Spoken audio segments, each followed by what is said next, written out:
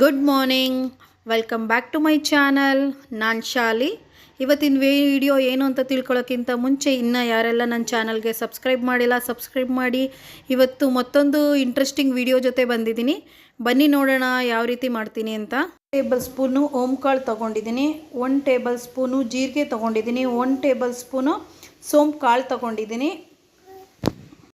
ಈ 3 ಪದಾರ್ಥಗಳನ್ನ ಬಳಸಿ ಏನು ಮಾಡ್ಬೋದು ಅಂತ ತೋರಿಸ್ತೀನಿ ಬನ್ನಿ. ಇದಿಷ್ಟನ್ನು ಹಾಕಿ ಚೆನ್ನಾಗಿ ಫ್ರೈ ಮಾಡಬೇಕು. ಆ ಹಸಿ ಸ್ಮೆಲ್ ಏನಿದೆ, ಹಸಿ ಸ್ಮೆಲ್ ಪೂರ್ತಿ ಕೂಡ ಹೋಗಬೇಕು.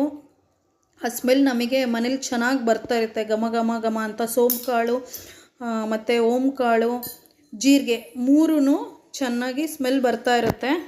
ಜೀರಿಗೆ ಜೀರ್ಣಕ್ರಿಯೆಗಂತೂ ತುಂಬ ಚೆನ್ನಾಗಿ ಸಹಾಯ ಮಾಡುತ್ತೆ. ಮತ್ತು weight loss, main concept weight ಲಾಸ್ಗೆ, ಫ್ಯಾಟ್ ಬರ್ನ್ ಮಾಡೋಕ್ಕೆ ಸಹಾಯ ಮಾಡುತ್ತೆ. ರಕ್ತದಲ್ಲಿ ಸಕ್ಕರೆಯ ಪ್ರಮಾಣ ಜಾಸ್ತಿ ಇದ್ದರೆ ಅದನ್ನು ಕಡಿಮೆ ಮಾಡೋಕ್ಕೆ ಸಹಾಯ ಮಾಡುತ್ತೆ. ಮುಖದಲ್ಲಿ ಮೊಡವೆ ಇದ್ದರೆ ಕಡಿಮೆ ಮಾಡೋಕ್ಕೆ ಸಹಾಯ. ಗಮನಿಸಿರ್ಬೋದು, ಎಲ್ಲ ಹೋಟ್ಲಲ್ಲೂ ಊಟ ಆದ ತಕ್ಷಣ ಸೋಂಪುಗಳನ್ನ ತಿನ್ನಲಿ ಅಂತ ಇಟ್ಟಿರ್ತಾರೆ. ಅದ್ರ ರೀಸನ್ ಏನು ಅಂತಂದರೆ, ಏನೇ ಜಿಡ್ಡಿನ ಅಂಶ ಆಗಲಿ, ಏನೇ ಖಾರದ ಅಂಶ ಆಗಲಿ, ಅತಿ ಹೆಚ್ಚು ಎಣ್ಣೆ ಅಂಶನ ತಿಂದರೆ ಅದು ಈಸಿಯಾಗಿ ಡೈಜೆಷನ್ ಆಗಲಿ ಅಂತ ಹೇಳ್ಬಿಟ್ಟೆ ಜೀರ್ಣ ಆಗಲಿ ಚೆನ್ನಾಗಿ ಅಂತ ಸೋಂಪುಗಳನ್ನ ಇಟ್ಟಿರ್ತಾರೆ. ಅದಕ್ಕೆ ಸ್ವಲ್ಪ ದೇಹಕ್ಕೆ ಉಷ್ಣ ಅಂತ ಅನಿಸಿದ್ರು ಬಟ್ ಹೆಲ್ತಿ ಬೆನಿಫಿಟ್ಸ್ ತುಂಬಾ ಇದೆ.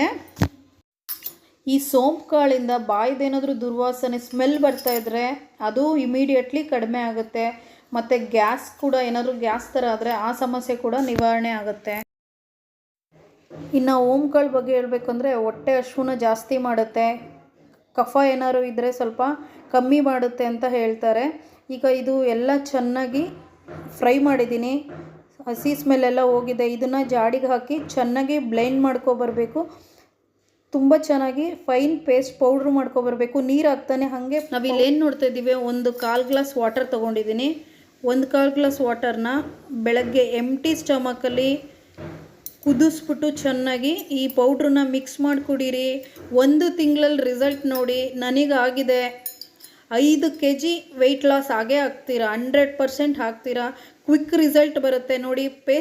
ಪೌಡ್ರ್ ಮಾಡಿದ ಮೇಲೆ ಈ ಥರ ಫೈನ್ ಪೌಡ್ರ್ ಆಗಿದೆ. ಇದನ್ನು 1 ಟೇಬಲ್ ಸ್ಪೂನು ಎಂಟಿ ಸ್ಟಮಕಲ್ಲಿ ಕುಡಿಬೇಕು. ನೀರನ್ನ ಕುದಿಯೋಕೆ ಇಟ್ಟಿದ್ದೀನಿ ಪಕ್ಕದಲ್ಲಿ 1 ಗ್ಲಾಸು. ಈಗ ಕುದೀತಾ ಇದೆ ಚೆನ್ನಾಗಿ. ಈಗ 1 ಟೇಬಲ್ ಸ್ಪೂನ್ನ ಆ್ಯಡ್ ಮಾಡ್ತಾಯಿದ್ದೀನಿ. 1 ಟೇಬಲ್ ಸ್ಪೂನ್ ಆ್ಯಡ್ ಮಾಡಿ ಚೆನ್ನಾಗಿ ಅದನ್ನು ಕುದಿಸ್ಬೇಕು. ಕುದಿಸ್ಬಿಟ್ಟು ಆಮೇಲೆ ಅದನ್ನು ಆರಿಸಿ ಫಿಲ್ಟರ್ ಮಾಡಿ ಬೆಳಗ್ಗೆನೇ ಎಂಟಿ ಸ್ಟಮಕಲ್ಲಿ ಕುಡಿಬೇಕು. ಏನು ತೊಗೋಬಾರ್ದು ಇದನ್ನು ಕುಡಿಯೋಕ್ಕಿಂತ ಮುಂಚೆ. ಕುಡಿದಾದ್ಮೇಲೆ ಬೇಕಾದರೆ ತೊಗೊಳ್ಳಿ. 1 ತಿಂಗಳು ಟ್ರೈ ಮಾಡಿ ಸತತವಾಗಿ, 100% ರಿಸಲ್ಟ್ ಇದೆ. ಚೆನ್ನಾಗಿ ಕುದಿಸಿದ್ದೀನಿ. ಟೀ ಕಾಫಿನ ಆದಷ್ಟು ಅವಾಯ್ಡ್ ಮಾಡಿ. ಈಗ ನಾನೇನು ಪೌಡ್ರ್ ಮಾಡಿ ಉಳಿದಿದೆ ಅದನ್ನು ಈ ಥರ ಕಂಟೈನರ್ಗೆ ಹಾಕಿ ರೆಡಿ ಮಾಡ್ತಾಯಿದ್ದೀನಿ. ಇದು ಇನ್ನು 2 ಡೇಸಿಗೆ ಆಗ್ಬೋದು. ನಾನು ಫ್ರೆಶ್ಶಾಗಿ ಮಾಡ್ಕೊಂಡು ಕುಡಿತೀನಿ. ಫ್ರೆಶ್ಶಾಗಿ ಮಾಡಿದಿರೋಷ್ಟು ಓಡರು, ಫ್ಲೇವರ್ ತುಂಬ ಚೆನ್ನಾಗಿರುತ್ತೆ. ತುಂಬ ಸ್ಟೋರ್ ಮಾಡಿ ಇದನ್ನು ಕುಡಿಬಾರ್ದು. ವೆಯ್ಟ್ ಲಾಸ್ಗಂತೂ ಒಳ್ಳೆ ಡ್ರಿಂಕ್ ಅಂತ, ಜ್ಯೂಸ್ ಅಂತ ಹೇಳ್ಬೋದು. ಮಾರ್ನಿಂಗ್ಗೆ ಹೆಲ್ತಿ ಜ್ಯೂಸು.